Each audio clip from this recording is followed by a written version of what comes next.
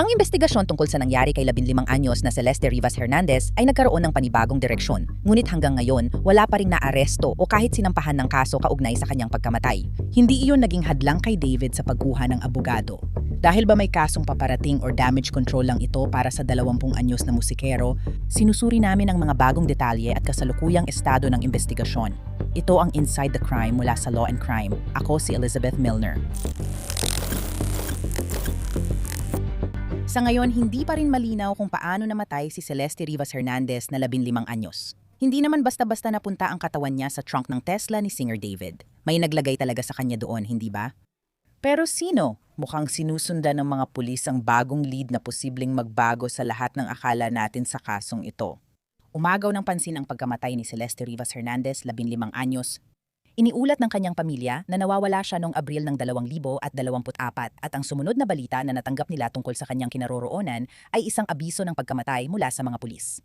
Nalaman natin na natagpuan ang naaagnas na katawan ni Celeste sa harapang trunk ng Tesla ni David Singer noong unang bahagi ng Setyembre. Naniniwala ang mga investigador na malamang matagal na siyang patay. Sabi ng Los Angeles Times na tiketan ng Tesla 11 araw bago natagpuan si Celeste. Kahit noong dinala ng mga manggagawa sa tow yard ang kotse sa bakuran, sobrang baho ng amoy na nanggagaling sa kotse kaya tinawagan nila ang pulis. Kahit nakakakilabot lahat iyon, hindi pa rin natin alam kung paano siya napunta roon, kailan at paano siya namatay o kung pinatay siya. Maraming tanong ang nananatiling walang sagot, lalo na sa misteryosong mga pangyayari ng kaso, kaya nagtatanong ang marami, bakit walang naaaresto? May posibilidad bang kasuhan si David? Sabi ng mga opisyal, nahanap ang katawan ni Celeste sa sasakyang nakarehistro sa kanya at kumuha pa siya ng kilalang criminal defense attorney. Maaring estratehiya ang pagkuha niya, lalo na't maraming haka-haka ngayon. May ulat na sina Celeste at David ay may relasyon kahit menor de edad pa si Celeste. Sabi ng nanay ni Celeste, David ang nobyo ng anak niya. Pagkatapos, pareho pa silang may SH na tattoo sa kanilang mga daliri, sina David at Celeste. At ang katawan niya ay natagpuan sa kotse na nakarehistro kay David. Nakita siya sa lumang litrato sa Lake Elsinore, bayan ni Celeste. May mga unreleased na kanta rin na binanggit ang pangalang Celeste. Naglabas siya ng music video ngayong taon kung saan itinapon niya ang bangkay sa trunk ng kotse, gumanap bilang killer at biktima. Sobrang dami na bang pagkakataon na nagkataon lang or may mas malalim pa bang kwento sa likod nito? Pero sino ang abogado niya sa criminal defense? Ayon sa ulat, kumuha si David ng abogadong si Blair Burke para katawanin siya sa investigasyon. Kilala si Burke sa pagrepresenta ng mga sikat tulad ni CeeLo Green, Bruno Mars, Lindsay Lohan at N.F. Posh L. Player Darren Sharper at iba pa. Ngayon, mahalagang tandaan dito na si David ay hindi pa opisyal na tinutukoy bilang suspek o taong may interes sa pagkamatay ni Celeste. Sa isang pahayag noong Lunes, sinabi ng tagapagsalita ng Los Angeles Police Department na hindi pa natutukoy ng Los Angeles County Medical Examiner ang sanhi o paraan ng pagkamatay ni BB Rivas Hernandez. Kaya hindi pa rin malinaw kung may iba pa siyang pananagutang kriminal bukod sa pagtatago ng katawan. Mukhang itinuturing ng Los Angeles Police Department na pagtatago ang kasong ito, ayon kay Kapitan at Commanding Officer Scott M. Williams ng Los Angeles Police Department sa People Magazine. Sinabi niya sa outlet na iniimbestigahan pa ng Robbery Homicide Division ng Police Department ang kaso. Alam namin na ilang linggo nang nakaparada ang Tesla sa lugar na kinuha ito ng tow truck, kaya malamang tama nga iyon. Kinumpirma ni Kapitan Williams na ilang linggo nang patay si Celeste Rivas Hernandez bago siya natagpuan. Nagsagawa ng paghahanap ang Los Angeles Police Department sa bahay na kinuha ng tow truck ang Tesla noong Setyembre 18, 10 araw matapos matagpuan ang katawan ni Celeste. Nakita ang mga opisyal na kumukuha ng ebidensya sa isang paupahang bahay sa Hollywood Hills na inuupahan ng manager ni David sa 20,000 kada buwan. Kinumpirma ng autoridad na may nakuha silang computer at ebidensya, ngunit 2 araw pagkatapos ng raid, lumipat na sina David at ang manager niyang si Josh Marshall. Naglabas ng pahayag kamakailan ng manager ni David tungkol sa lahat ng mga haka-haka online na kanyang nakikita tungkol sa kaso, ayon sa isinulat niya sa social media. Quote, ito lang ang tanging pagkakataon na magsasalita ako tungkol sa isyong ito sa ngayon. Mahirap ang panahong ito para sa pamilya ko bilang ama ng 3 anak. Wala akong natanggap na email at hindi ako nakikitira kanino man. Full-time akong nakatira sa bahay kasama ang asawa at mga anak ko. Ang anak kong babae ay 14 anyos at malaki ang epekto ng balitang ito sa marami. Wala akong natanggap na email, walang alam sa kahit ano at hindi ako nakatira sa California. Nagtatrabaho ako remote 75% ng oras at bihira akong makipag-ugnayan sa mga kliyente. Si Slash David, na laging kasama ang iba sa trabaho, hindi ako. Malungkot ang balitang ito para sa marami at sa pamilya niya. Sana ay agad na malaman ng mga tamang awtoridad ang totoong nangyari. Paalala lang po sa lahat, marami sa mga ito ay haka-haka at alegasyon pa lamang. Kasama ko ngayon ang pamilya ko, tinutulungan silang lampasan ang emosyonal na epekto ng trahedya. Mangyaring magulat lamang ng mga totoong impormasyon. Nagbunsod ng mas malalim na investigasyon ang mga spekulasyon tungkol sa kaso. Matapos salakayin ng pulisya ang inuupahang bahay sa Texas, nilusob din nila ang bahay ng mga magulang ni David dahil sa ulat ng aktibong pamamaril. Lalayo ako at babantayan kita. You wanna stop, bro? Sandali, Paul. Hintayin mo ako kasi babantayan kita. Sige, tuloy ka lang. Babantayan kita. Ayan.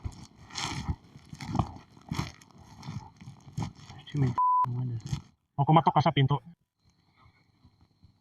May tawag kaming natanggap dito na may namatay. May iba pa bang nakatira dito sa property na to? Ito ba ang address mo? Ano ang address mo? Yun na yun. May nakuha kaming address, may putok ng baril at sigaw ng babae. Seryoso ako kaya kami umakyat dito. Nakausap ko yung tumawag at sinabi niyang may patay na tao. No, sir. No, sir. Kumatok ka sa pinto. Kailangan namin siyang makausap. Wala na kaming oras para dito.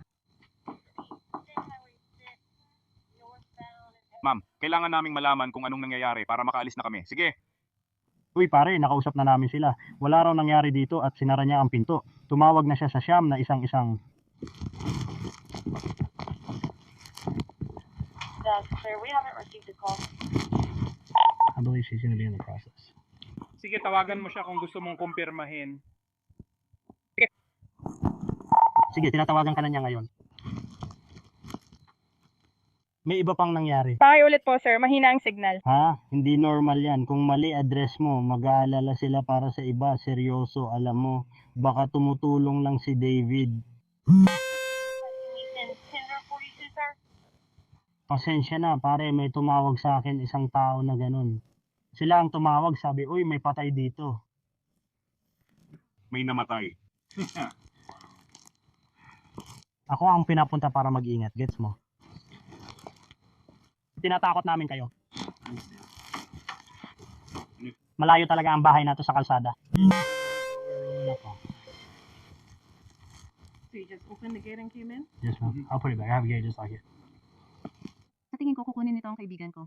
Oo, kapag ganito ang sitwasyon, kapag may nagsabing may namatay, mas mahalaga ang buhay nila kaysa sa iba. Hindi ko nasira ang gate mo, binuksan ko lang ito. Ha? Wala yan sa telepono nila. At hindi yan yun. Hindi ito Texas. Oh, numero ito mula sa labas ng estado. May nandadaya at may nawawala sa atin kung sino man siya. Dito sila umihi kasi kahit saan tumawag, tumutunog at napapadala sa dispatch. Ano ang pera? Kaya kapag tumawag ka online, kahit nasaan ka, nagpapadala ito ng parang signal para magpahinga. Doon nila nalalaman yung address niya. At itong address na ito ay lumabas sa numerong ito. Opo ma'am, doon po siya papunta. So may tao ba sa property ko? Maaring meron, susuriin namin ang property. Opo, ikot kami, pakisend ng layout. Kumusta? Ano itsura ng property? Lumalawak pa ba ito? Hindi. Hindi.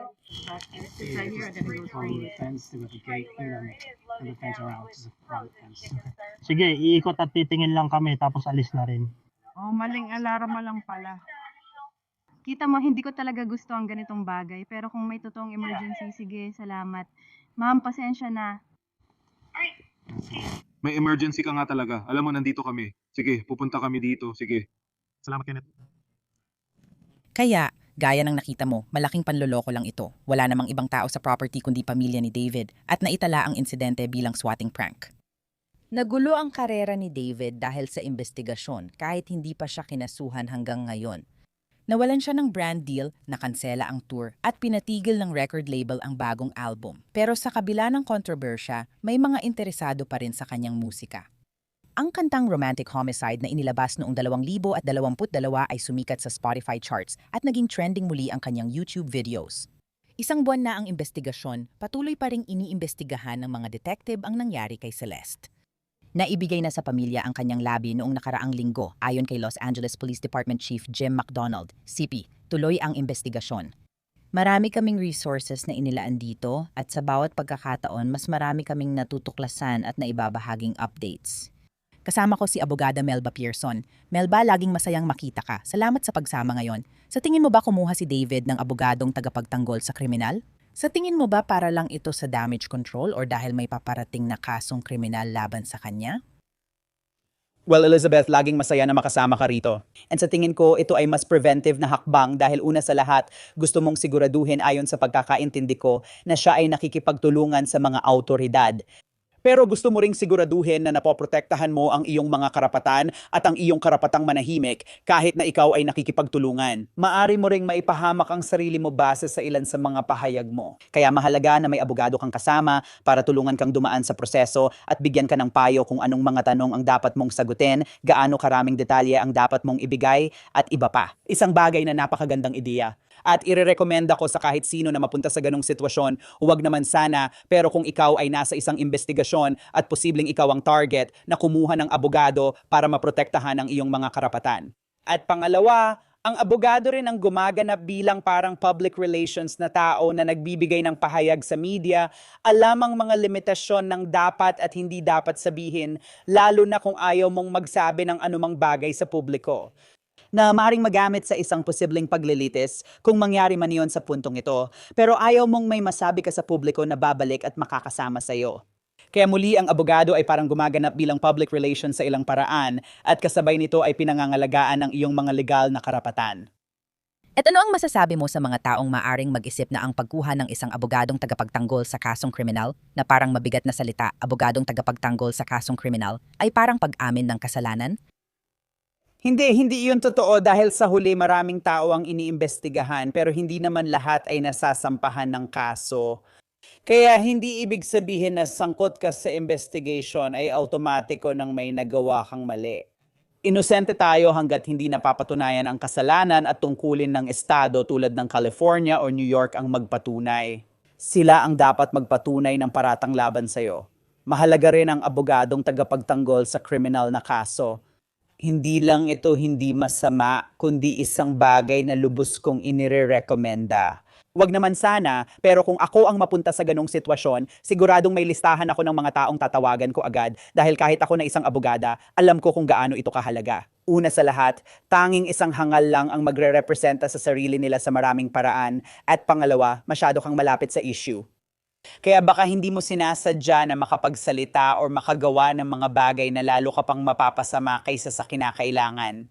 Kaya magandang panuntunan ito, magandang gawain na kung sakaling masangkot ka sa isang investigasyon, kumuha ka agad ng abogado kaysa maghintay pa.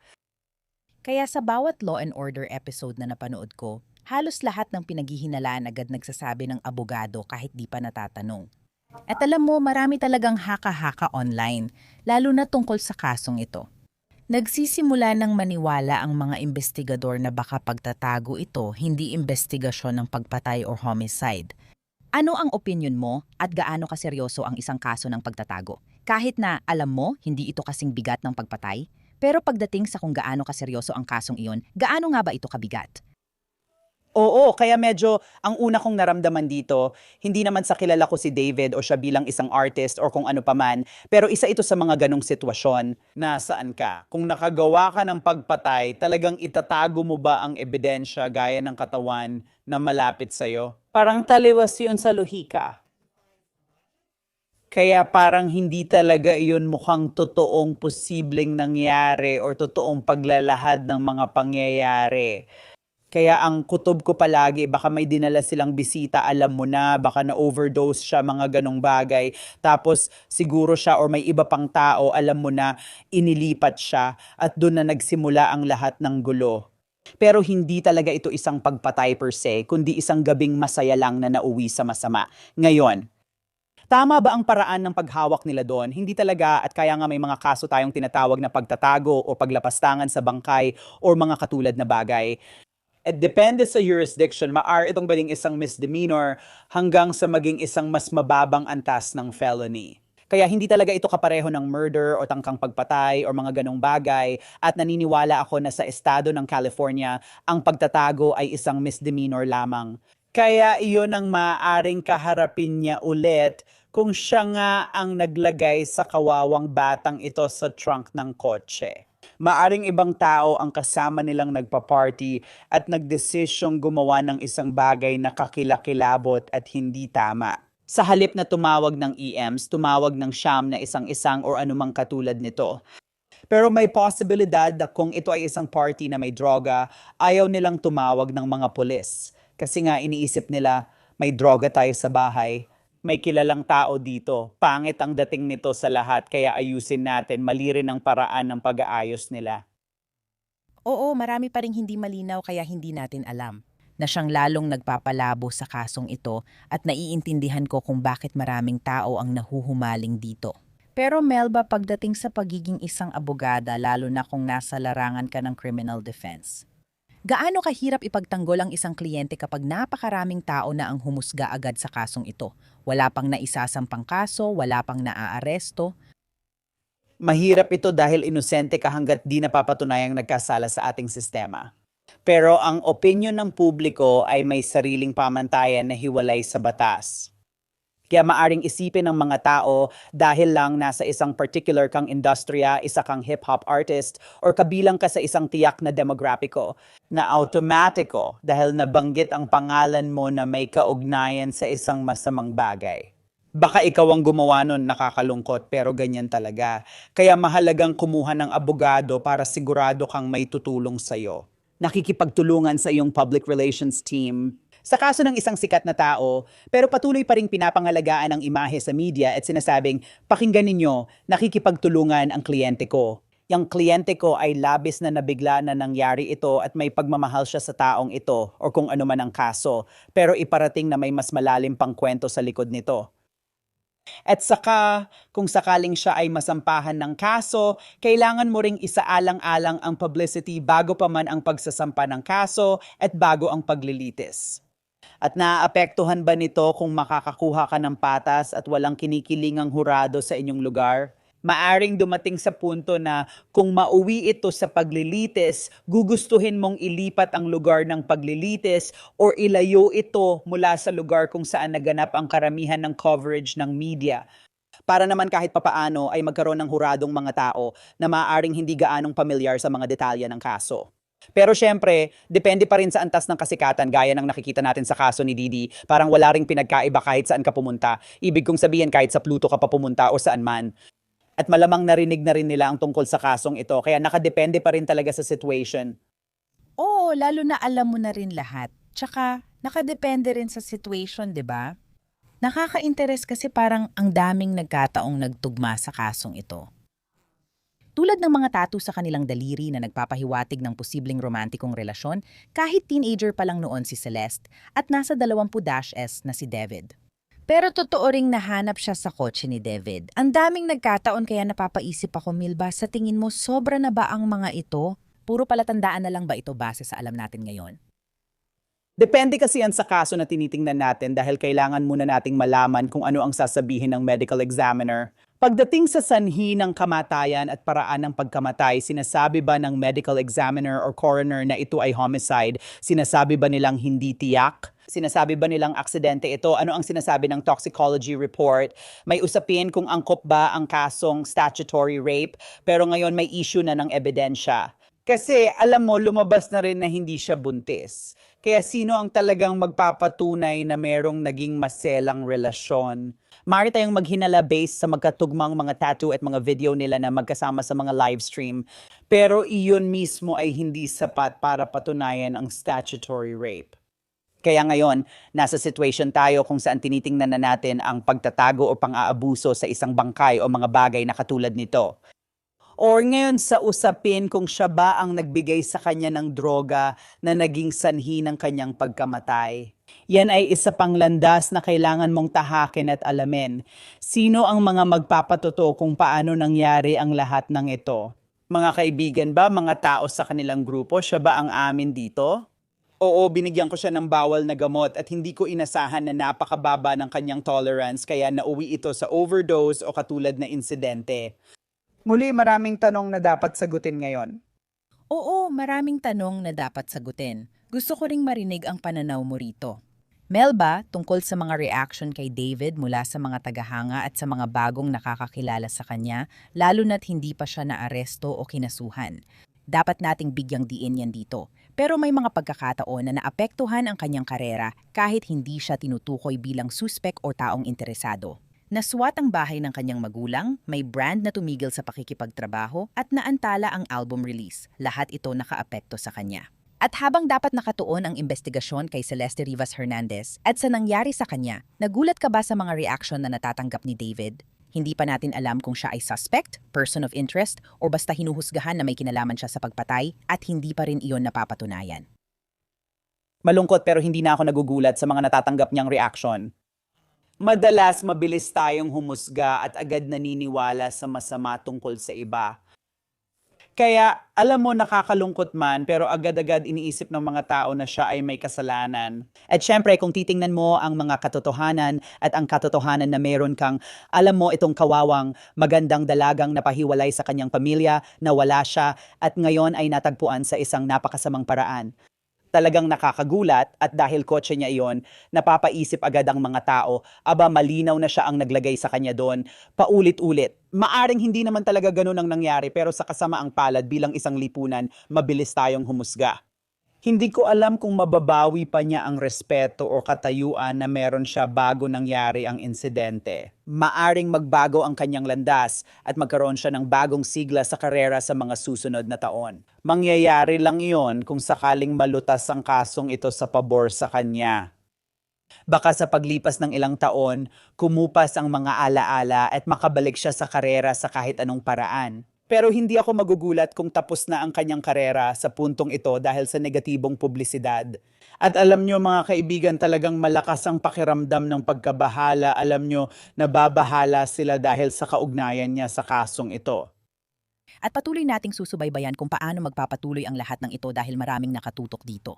Sa tingin ko, maraming tao sa ngayon ang talagang gustong malaman kung ano ang nangyari kay Celeste. Kung may responsable, sino siya at madadala ba sa hustisya? Patuloy naming susubaybayan ang pag-unlad ng kaso. Melba Piersong, salamat sa oras at pananaw mo sa kasong ito. Pinahahalagahan ko ito. Salamat din gaya ng dati, Elizabeth. And muli sa pagkakataong ito, si David Anthony Burke ay hindi pa tinutukoy bilang suspek at wala pang kasong kriminal na isinampa kaugnay ng pagkamatay ni Celeste Rivas Hernandez. Patuloy naming babantayan ng mabuti ang kasong ito habang may mga bagong detalye pang lumalabas, pero hanggang dito na muna. Para sa episode na ito, siguraduhing manood pa ng iba pang videos sa Law and Crime YouTube channel. Ako si Elizabeth Milner at ito ang Inside the Crime.